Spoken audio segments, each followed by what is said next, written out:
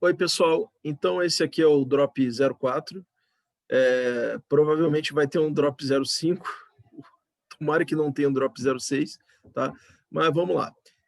Segundo reinado, tá? Segundo reinado, como todos vocês sabem, ele tem início com o golpe da maioridade, né?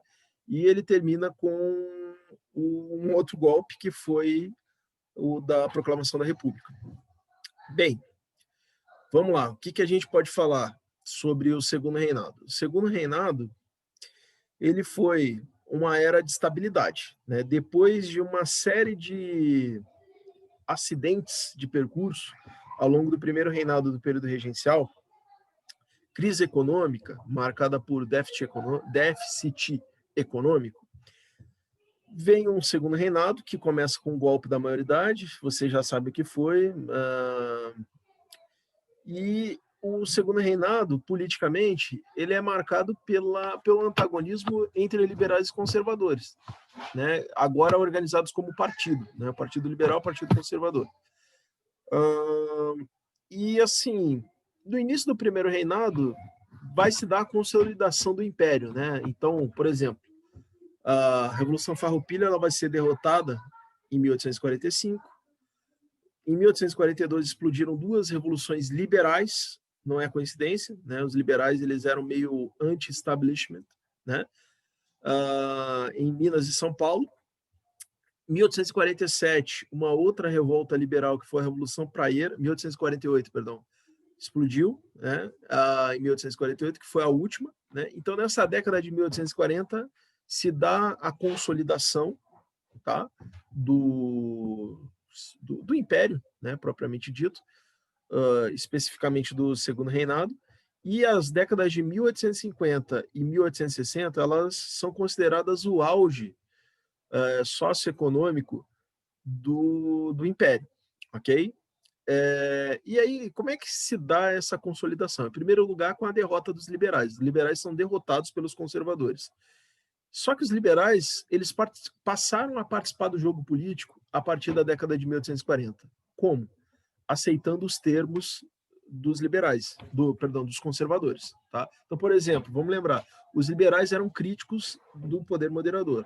Os liberais eram a favor de uma maior autonomia para as províncias. Eles eram, portanto, a favor do federalismo, certo? Os liberais eram a favor da separação entre Estado e Igreja. Eles eram contra o catolicismo ser a religião oficial do Brasil, certo? Então, o que acontece? Apesar disso, os liberais aceitaram as condições políticas do Império para poder participar do jogo. Tá? Daí vem aquela frase, né? Nada mais parecido com um conservador do que um liberal no poder. Né? E aí vamos lembrar dos apelidos. Né? Os liberais eram apelidados de Luzias, por causa da derrota que eles sofreram na Batalha de Santa Luzia, em Minas Gerais, na Revolução Liberal de Minas Gerais, de 1842. Os conservadores eram chamados de Saquarema, né? Porque por causa da maneira vexatória como os conservadores dominavam a cena política nessa cidade do interior fluminense, do interior do Rio de Janeiro, ok? Então, nada mais Saquarema do que um Luzia no poder, ok? Essa frase, ela dá o tom. Os liberais abriram mão do seu radicalismo, né, para poder fazer a alternância política com os conservadores, ok? E aí é importante dizer o seguinte, né, logo no começo do segundo reinado, você tem, né, foi o golpe da maioridade, que foi um golpe dos liberais contra os conservadores, né? Você tem as eleições do cacete, né, que é o quê? Foi um processo fraudulento, violento, ilegal, ao qual os liberais recorreram para vencer a eleição, e isso aí vai se manter até o final da monarquia, né, esse tipo de atitude, ok? Tanto liberais quanto conservadores vão recorrer a esses métodos para vencer a eleição, e é importante colocar também a reforma implementada por Dom Pedro II, em 1847, que criou o governo de gabinete do Brasil, que foi a instauração de um regime parlamentarista no Brasil, né, que instaurou, na verdade, o chamado parlamentarismo às avessas. Por que parlamentarismo às avessas? Porque no parlamentarismo brasileiro, o imperador nomeava um indivíduo para ser o chefe do gabinete do império, e esse indivíduo convocava eleições, ele controlava todo o processo das eleições no Brasil inteiro, de modo a favorecer que o partido dele vencesse as eleições. Então, esse processo ele é chamado de parlamentarismo às avessas, por quê? Porque ele é ao contrário do que acontecia na Inglaterra. Na Inglaterra, o partido que tivesse a maioria dos eleitos no parlamento é que nomeava o primeiro-ministro, o chefe do governo. No Brasil, o chefe do governo é que dava a maioria, ok? Então, é até uma frase que se fala sobre essa diferença, né? Na Inglaterra, a maioria faz o governo, certo? No Brasil, o governo faz a maioria. Entende a inversão? Né? Na Inglaterra, a maioria faz o governo. No Brasil, o governo faz a maioria. Tá? Parlamentarismo às avessas. Ok? E importante dizer, nessas décadas, né, 1830, 1840, 1850, 60 e assim por diante, vai se dar também a expansão da lavoura cafeeira, certo? Vai ser a lavoura cafeeira que vai tirar o Brasil do buraco, vai tirar o Brasil do déficit, certo? Então, com o avanço da lavoura cafeeira, o Brasil vai saindo pouco a pouco, vai deixando de ser um país deficitário na sua balança comercial, vai se tornar um país superavitário na sua balança comercial. Tá? Importante. Também é importante não esquecer, né, da tarifa Alves Branco, que ajudou muito o Brasil a reequilibrar suas finanças. Por quê? Aumentou a taxação sobre mercadorias importadas, incluindo as mercadorias inglesas, né, de 30% até 60% sobre o valor das mercadorias.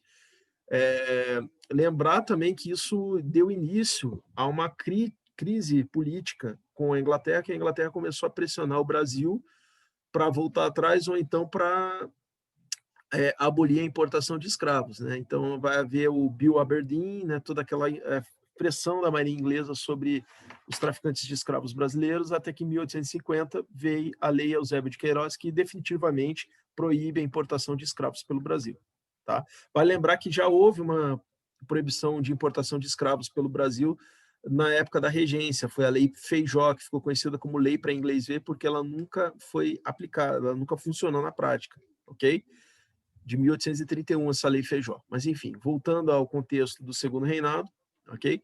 Então, vem em 1850 a Lei Eusébio de Queiroz, e aí, o que acontece? Você, além da expansão da lavoura do café, né, que levou o Brasil a exportar mais do que importar, a tarifa Alves Branco diminuiu bastante também, ajudou a diminuir bastante a entrada de produtos, sobretudo ingleses, no Brasil, diminuindo, portanto, as importações.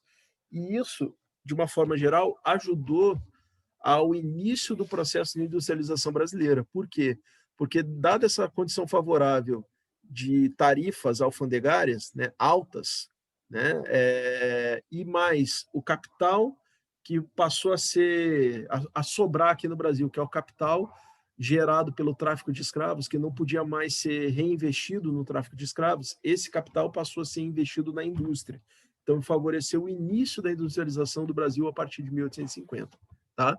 E uma outra coisa importante também, 1850 é um ano chave, por quê? Porque ele marca o início de um processo de substituição do predomínio da mão de obra escrava para o predomínio da mão de obra livre e assalariada. Mão de obra escrava de origem africana sendo substituída por mão de obra livre, assalariada de origem europeia. Tá? E aí vem as ações de incentivo à imigração, né? A distribuição de lotes de terra no sul do país, no caso da província de São Paulo, com as iniciativas dos cafeicultores, né? No início, o sistema de parceria que não deu certo, depois, por parte do governo da província de São Paulo, o sistema de colonato, tá? Que acabou tendo um maior sucesso. Tá? Então, esse conjunto de fatores levou à estabilidade política, que foi marcada pela alternância entre liberais e conservadores, e a prosperidade econômica, certo? Que, claro, vai beneficiar muito mais as elites, sobretudo os cafeicultores paulistas, mas que também vai trazer um surto de industrialização com construção de ferrovias, construção de telégrafos, iluminação pública, surgimento de uma indústria, sobretudo no setor têxtil, até construção naval teve, tá? E por aí vai. Então, assim, maior urbanização também, crescimento das cidades, né, uma economia mais diversificada. A economia começou a sair daquele esquema agrário exportador, a economia brasileira começou a sair daquele esquema agrário exportador, tá? Então, eu acho que dá para encerrar por aqui esse drop, né? Digamos assim, vamos chamar esse drop de Segundo Reinado, parte 1, ok? Então, vamos encerrando por aqui. Obrigado por quem permaneceu e até o próximo drop.